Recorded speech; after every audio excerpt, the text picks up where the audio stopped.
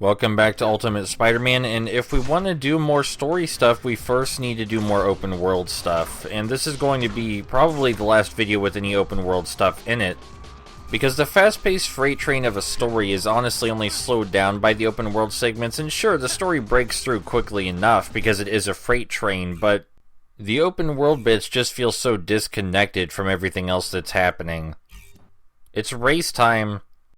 The races are pretty fun, just as most things in the open world are fun. I just wished I didn't have to arbitrarily complete them before I could see what happened next in the story, especially later when things start gaining a lot of momentum. If nothing else, the races are also a really good way to show off Spidey's agility. And most of the time it's possible to complete them without missing a single beat, which is what the Ultimate ranking is for. Yeah, they go one beyond Gold and into Ultimate. And now with the race out of the way, we've got to check another item off our list. We have to go find a city event. These are just red things that pop up on the map, as you saw in the first video. They don't really make a sound or anything when they appear though, so it's easy to miss them, as I did right here. I might have swung past it entirely if I didn't run into that invisible wall. Sometimes the event types can mix together in interesting ways. For example, in this one we have to stop a group of thugs, but we also have to rescue a guy who's hanging off the ledge. This is presumably because the thugs put him on the ledge, but there's no way to find out for sure. The reason the events mix together like this is because I believe all the events are technically unique. There is a limited number of them in the game. And then I guess the city's just fixed forever. When we eventually reach the next story marker, it turns out the game lied and this isn't a story mission at all. It's just introducing us to combat tours, which are another thing we can do in the open world. And the combat tours, surprisingly enough, take you on a tour across the city where you have to defeat all the members of a certain gang. They tend to be pretty difficult, though this one isn't so much. It's kind of like a wave-based survival minigame, except the waves are really far apart and you get healed between each wave. Okay, so maybe it's not like a wave-based survival minigame, but it is a lot of hitting dudes, so if you really like the combat in this game, then this is probably what you're into. The combat is quite a bit simplified from the Spider-Man 2 game. That's not necessarily a bad thing. It is a lot more accessible and a lot more fluid in spite of the simplicity, perhaps because of the simplicity, rather than in spite of it. And as the combat tours get harder, you will find enemies with more and more difficult gimmicks to overcome, sort of like their own little boss fights, mini-bosses if you will.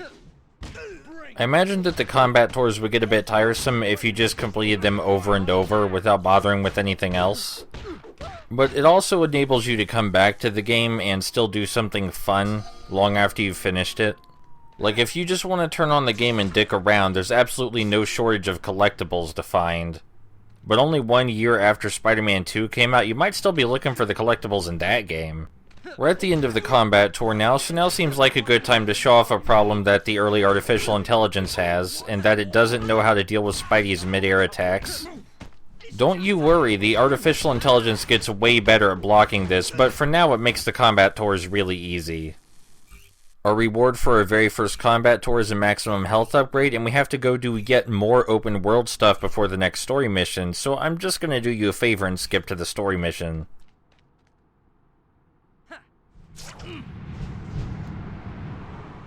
Breaking news from Queens. A creature described by eyewitnesses as looking, quote, sort of like a rhinoceros but bigger, is rampaging through the streets of the city. We have not yet confirmed reports that this is the same creature that Iron Man subdued. Psst.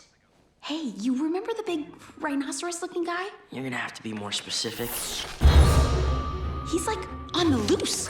Oh man, the trig finals next period.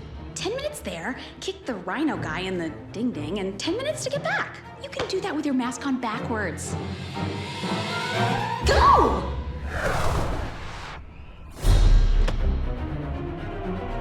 Oh, this hurts already.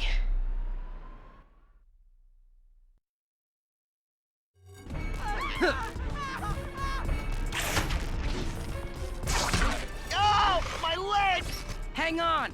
Go! Help! This game has a lot of cute, small details, which I assume they could afford in part because the story is so short, but that electricity that's raining down can actually hurt us. It would be very difficult to get killed by it, but it is possible. It's doubtful that anyone would even notice, but it's still cute. You're stealing from me. This is my store. I need to get that TV off that poor guy. He's getting crushed. I love the idea that in the middle of whatever tore through this building, there were criminals nearby enough to start looting a store in the chaos. Instead of just mashing the left and right triggers this time, we have to keep them in the green area. It's a really limited mechanic, but they do stretch it to its very maximum later. You might notice that little bar on the top of the screen, and that means that it is possible for us to fall so far behind that we actually lose this mission. But it is rather difficult. You'd have to completely dick around. Hey look, it's more looters. There's only 3 of them and our time limit is incredibly lenient, so these guys are the opposite of a challenge. I want to take a small amount of time to praise the ridiculous amount of destruction we're seeing. They really make you feel kinda small compared to whatever the hell you're chasing.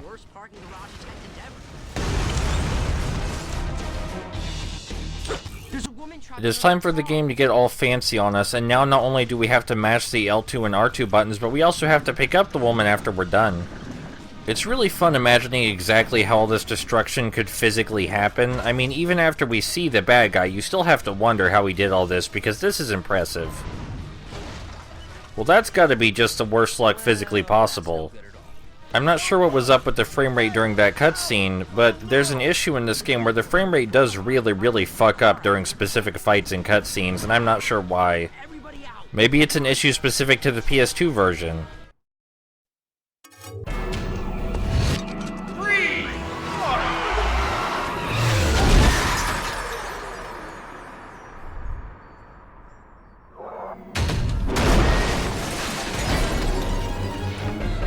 Hey, you! Is that a rhinoceros horn, or you just happy to see? I'm so scared I can't even finish my lame joke.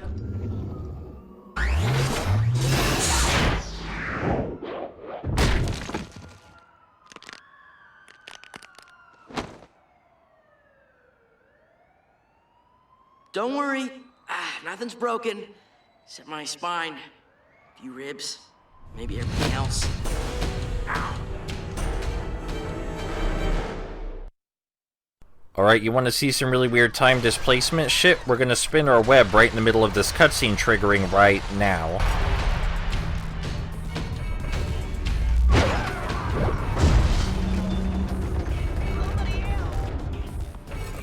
And Spidey only finishes pulling on the web long after Rhino is down the street. But hey, maybe that Rhino suit can freeze time. We have very limited knowledge of its capabilities after all. How about a guy dressed up like a teddy bear who gives hugs? How about that, huh? Just once. A huggy bear instead of a big rhino or a scorpion. Up next is probably my favorite part of the whole chase. You have to help the police officers right here with the looters, but they can actually take down the looters by themselves and even handcuff them. And it's kinda neat that the police officers were programmed with the ability to handcuff bad guys when they never get a chance to do that outside of this specific scenario.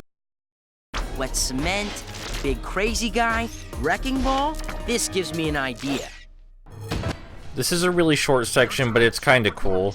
We have to distract Rhinoceros by jumping on his back and pounding on him. But this alone, of course, is not enough to deal any damage, and we need to jump off before he tries to crush us simply by laying down on top of us. If we retreat too far after we distract him, he'll just go back to lifting this thing up again. So what we need to do is a little bit more dangerous. We need to get him to chase us and try and pound us into the ground. Thankfully, his attack is incredibly slow.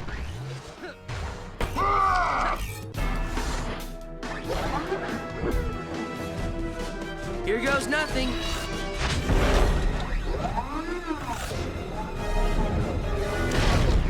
That had to hurt. And thus the chase resumes, or so you would think, but it's just one block, and then we immediately reach the arena where we're gonna fight Rhino. Now this fight with Rhino is, it's a doozy for a couple of reasons. We're gonna go with the more mild of the two reasons first, that one being, look at all this destruction and how awesome it is. Reason number 2 is that these cars can really fuck you up.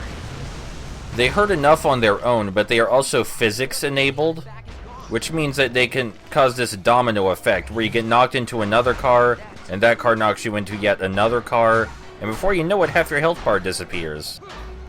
And if you're betting, well, all I have to do is wait for Rhino to get rid of all the cars, no, they respawn. The worst thing you can do during this fight is stand near the cars or stand near Rhino. Because even if the car itself doesn't hit you, the car will explode and it will cause the cars next to it to explode, and you have the same exact situation. So for this entire fight, you just want to stay as far the fuck away from Rhino as possible. This gives you a lot of room to jump out of the way of the cars. And Rhino's only other ranged attack, where he pounds the ground to create a shockwave, is incredibly easy to dodge and weak. After he hits the ground enough times and is done flipping out, the sparks will stop shooting out of his back so you can grab onto it and start wailing on him, and his health drains rather slowly, all things considered. It occurs to me while commenting over this boss fight that this game has two very different kinds of boss battles. It has ones where the enemy's weak point is pointed out for you, so there's no doubt about when and how you should strike. And it has ones where the enemy's weak point is hidden from you, which requires a bit of tactical thinking on your end. I much prefer the second one, but this fight isn't bad. It's a little bit obvious what you're supposed to do, but there's still some nuances to the fight, like how you need to jump off his back as soon as he stands up or he'll crush you, and how the physics objects can really fuck you over, as we already discussed. And then there's just the wow factor of all the shit exploding all over the place. I mean, yeah, this level of destruction may not seem impressive by today's standards, but this is a lot of shit breaking and exploding for 6th gen. If at around this point for some reason you start getting bored, which I mean I guess I couldn't blame you, then the game has read your mind, and now it is time to switch to the second phase of the fight. This phase terrified me when I was younger, and it still terrifies me right now. It's not even all that difficult, the idea is just to jump over Rhino when he charges at you. But he charges really fast, and there's so much shit exploding all over the place, and the physics objects, and it's really scary, man. But the upside to this is that we don't have to run him into the wall when he charges, he just runs out of energy anyway. So all we have to do is worry about evading him, which, as I'm demonstrating right here, is a lot easier when you aren't freaking out. Pretty simple, pretty easy boss fight that's made significantly more difficult with the addition of physics objects, which I'm going to assume is intentional. There's also the fact that Rhino's attacks really fucking hurt. And it starts a trend where there are very few boss fights in this game that don't feel tense, exciting, or scary. You know, I would look fat in that suit, but you make it work. All clear.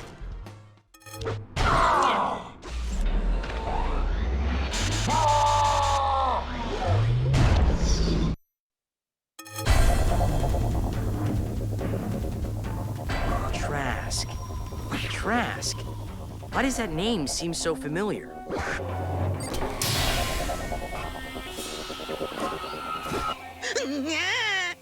Back away from me, Master Avenger! My diminutive corpus will not withstand your contumelious defeasance! Not with the big words again. Time to abscond this locus!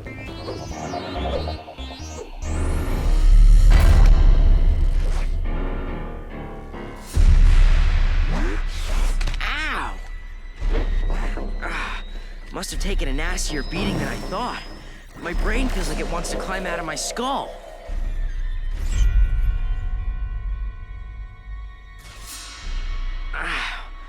Okay. Wow. That was odd. Maybe I just need to take a couple days off. Relax. Just not be Spider-Man for a few days. Maybe actually do something that doesn't involve, I don't know, people trying to kill me.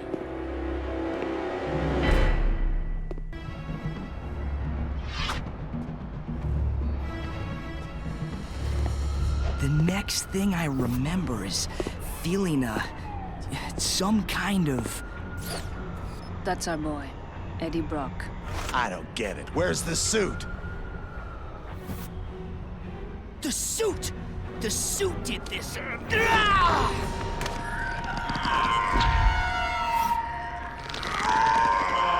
Where is the suit? Read your intel. Boys?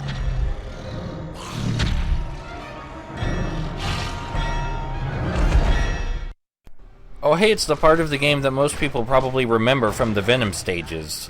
Which is to say, we're gonna wreck a whole bunch of dudes. Now, the easiest way to wreck a whole bunch of dudes is with our tentacle attack because it has a very wide range.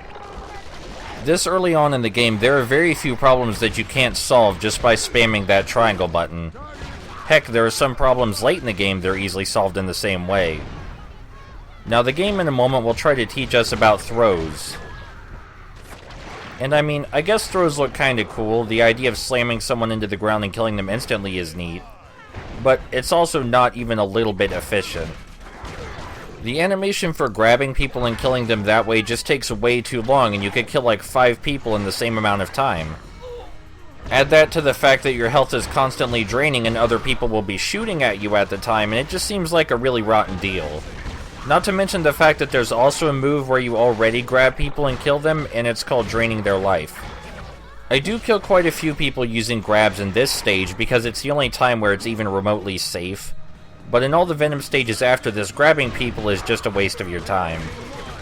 And while we're talking about impractical game mechanics, the regular melee attack is incredibly impractical. It's only good for killing like one person at a time. And you can use your tentacle sweep up close, so there's no reason not to just stick with that. But neither of those things are my main criticism about the Venom levels. My main criticism is that you can just eat everyone. You can just suck up everyone's life and never bother using the regular attacks at all, and you'll still win the stage. In fact, that is the easiest way to win the stage. To the game's credit, it does get more difficult when it introduces things like helicopters or armored vehicles like this one. But the simple fact is that because of these armored vehicles and because of the helicopters, it's even more irresponsible not to suck up everyone's life. So every single foot soldier later in the game, you're just going to want to suck up their health. If you're ever low on health or dying in one of these rampage sections, it's simply because you aren't sucking up enough people's life, and you should be doing that more. Now for the good things about the Venom stages, they're really fun, and they make you feel incredibly powerful. You know how in the last mission with Rhino, there were physics objects exploding all over the place, and there was just all this massive destruction?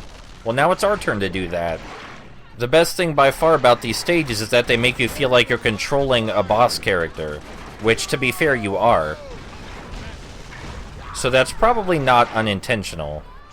Keep in mind, though, that all these criticisms and positives I've mentioned about playing as Venom, they only count for these stages, for the rampage stages, where you're fighting a whole bunch of enemies at once. The boss stages, they're their own thing, and they have their own design, and they don't feel very much like this. I think these stages are also a very good demonstration of the streamlined approach that Ultimate Spider-Man took to Spider-Man games. Like, there's really no denying that these stages are really arcadey.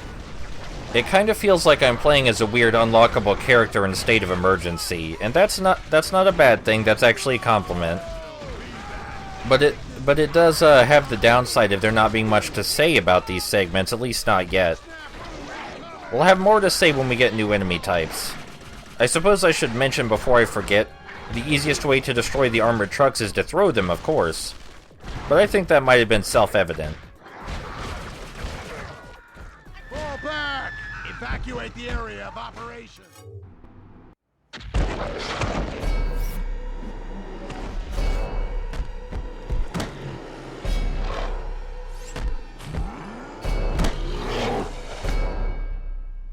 Lovely.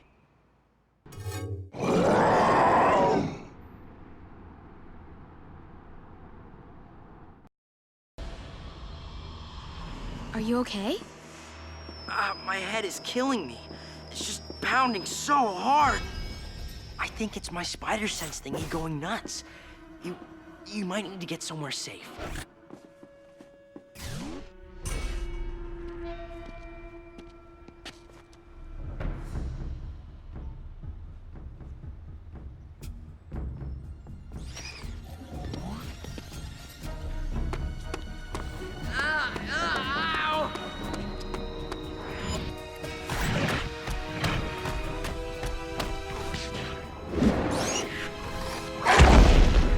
Eddie?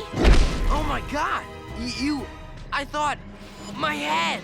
It's killing me! What's going on?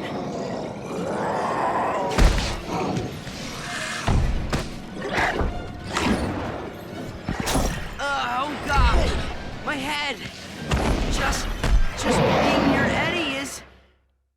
So in addition to the weird frame rate issues, sometimes there were sound desync problems in the cutscenes. Don't worry about it. Don't worry about it too much.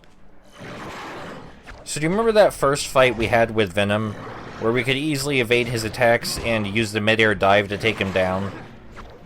Well, welcome to the second fight with Venom, where we can easily evade his attacks and use the mid-air dive to take him down. And yeah, this is seriously the whole fight. It's pretty much a carbon copy of the first one.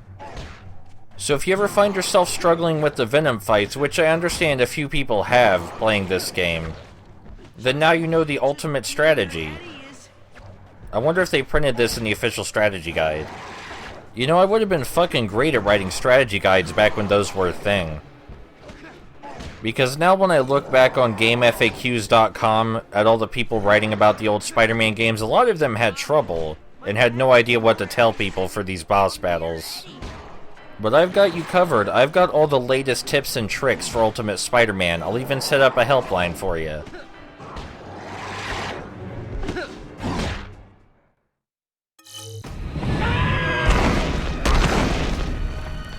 Don't make me hurt you, Eddie. I'm totally serious.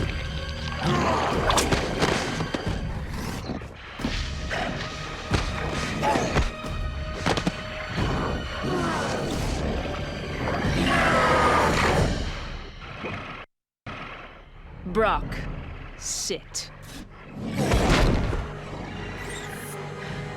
You guys with S.H.I.E.L.D.? You're in the way!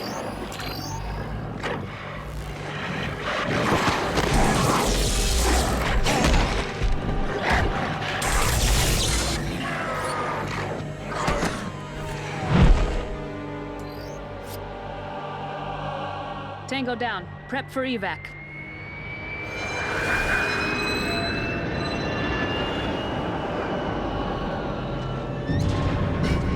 Hey! What is this? What's going on? Nothing that concerns you. My bruised ribs beg to differ. Yeah. Okay then. Sure. I'll just stay here and, oh, nuts.